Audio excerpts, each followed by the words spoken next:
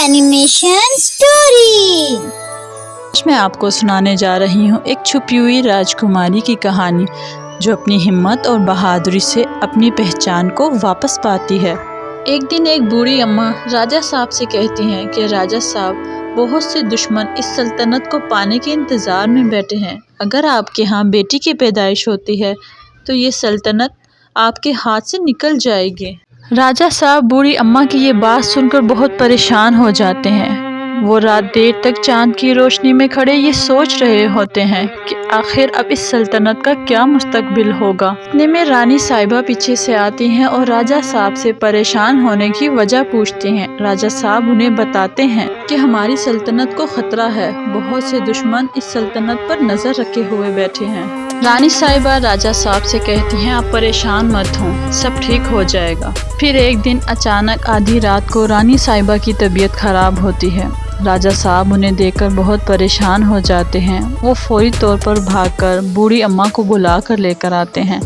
बूढ़ी अम्मा आती हैं और राजा साहब से कहती हैं कि आप कमरे से बाहर इंतज़ार करें हमारा। राजा साहब कमरे से बाहर रानी साहिबा का इंतज़ार कर रहे होते हैं। वो परेशान होते हैं। इतने में बूढ़ी अम्मा नन्ही सी शहजादी को गोद में लिए राजा साहब के पास आती हैं और उन्हें बताती हैं कि राजा साहब, आपके यहाँ नन्ही सी राजकुमारी ने जन्म लिया है। राजा साहब नन्ही राजकुमारी को देखकर बहुत खुश होते हैं, लेकिन साथ ही वो परेशान भी हो जाते हैं कि अब इस सल्तनत का क्या होगा। राजा साहब और रानी साहिबा बाहमी फैसले से ये तय करते हैं कि वो लोगों को ये नहीं बताएंगे कि उनके यहाँ एक शहजादी ने, राजकुमारी ने जन्म लिया है।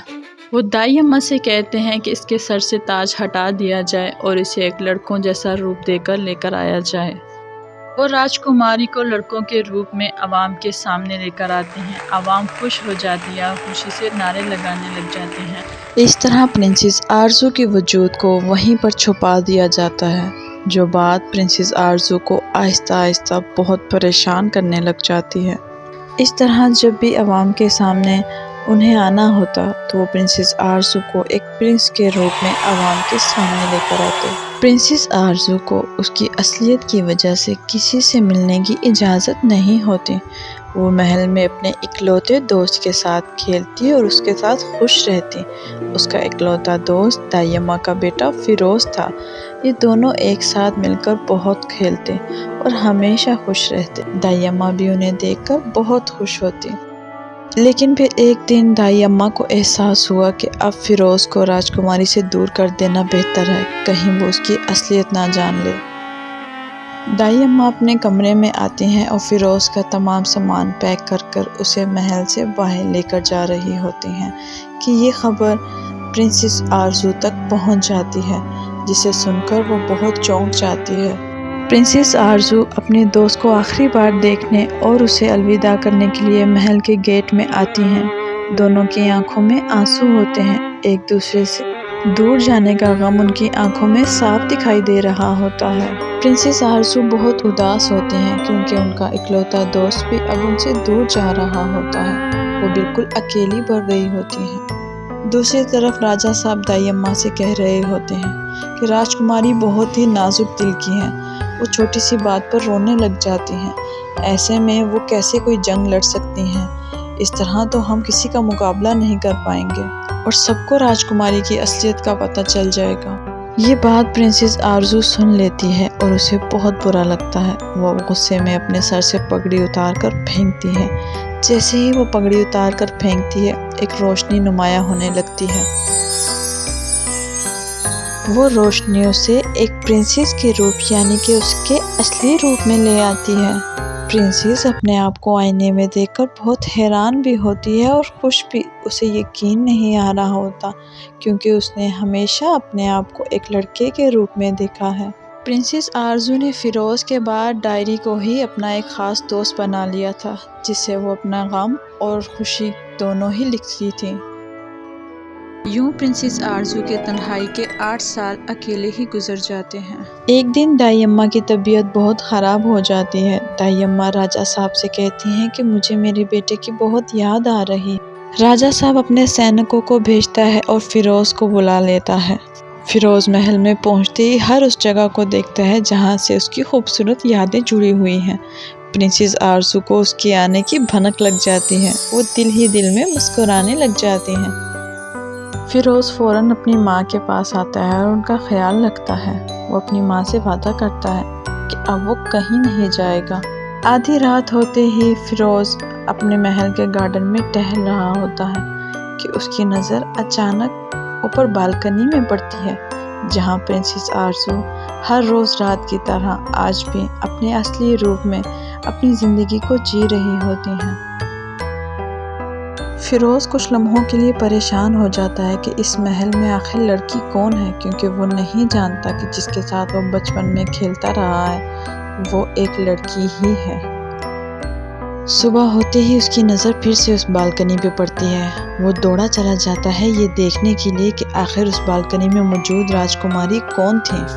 راجکماری کو جب یہ معلوم پڑتا ہے کہ فیروز اسے ڈھونڈ رہا ہے تو وہ فوراً چھپ جاتی ہے۔ فیروز پرنسس کو ڈھونڈتے ہوئے اس کے کمرے تک آ پہنچتا ہے۔ وہاں اسے پرنسس تو نہیں ملتی، لیکن اسی لکھی ہوئی ڈائری اسے مل جاتی ہے، جس سے اسے سب سچ معلوم ہو جاتا ہے۔ وہ یہ جان لیتا ہے کہ جس کے ساتھ وہ بچپن میں کھیلتا رہا وہ ایک پرنسس ہے۔ دن بھر پرنس کے روپ میں رہنے کے بعد رات ہوتے ہی وہ پھر سے پگڑی اتار کر اپنی زندگی جینے کے لیے اپنے اصلی روپ میں آتی ہیں اور چاند کی روشنی میں کھڑی ہوتی ہیں۔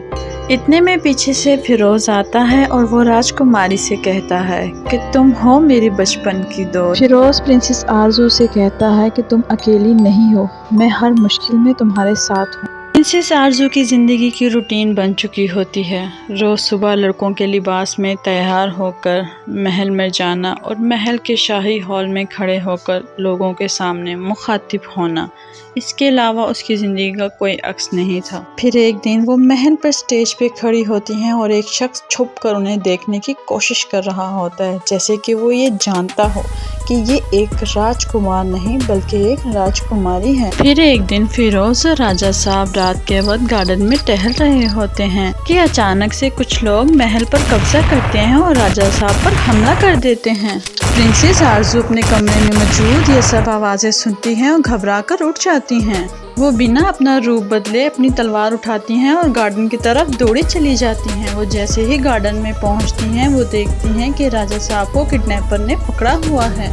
پرنسس آرزو تلوار بازی کرنا بخوبی جانتی تھی، یہی وجہ تھی کہ انہوں نے کڈنیپر کا بخوب مقابلہ کیا۔